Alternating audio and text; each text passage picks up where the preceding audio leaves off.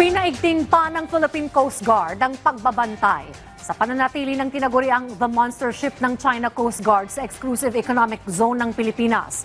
Yan ang ulat ni Patrick De Jesus. 3 araw nang binabantayan ng barkong BRP Cabra ng Philippine Coast Guard ang pananatili ng tinaguriang The Monster Ship ng China Coast Guard sa Exclusive Economic Zone ng Pilipinas. Nakumpirma ang presensya ng The Monster Ship sa tulong ng Dark Vessel Detection System ng Canada at ng idineploy na barko ng PCG mula pa noong Sabado. Nagsagawa rin ng aerial patrol ang caravan plane at islander ng PCG para i-monitor ang anumang posibleng gawin na hakbang ng barko ng China gaya ng pamabangga upang kaagad makaresponde. Sabi ng PCG, nasa 65 nautical miles mula Los Frailes Island sa Zambales ang pinakahuling lokasyon ng The Monster Ship at wala namang ginagawang kahina-hinalang aktibidad. Makikita natin dito, the Chinese Coast Guard is 5901 is no longer crossing the limit of more than not less than 60 nautical miles. So far, wala naman siyang naging naharas na Philippine fishermen. No?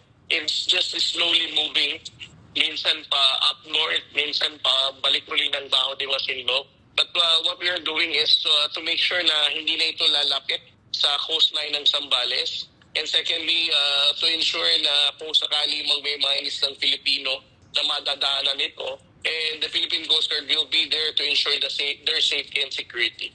Makailang beses din nagpalitan ng radio challenge ang BRP Cabra at barko ng China Coast Guard.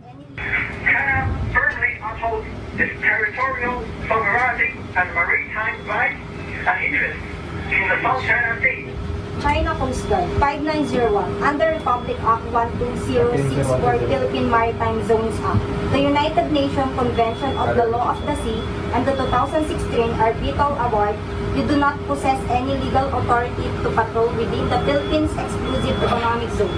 You are directed to depart immediately and to notify us of your intention.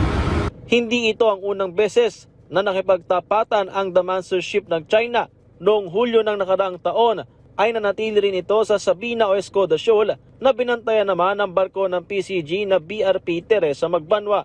Pinapalabas kasi ng China na sila talaga ang may control at jurisdiction dun sa buong area na kiniklaim nila, no, sa loob ng 9 or 10 dash line.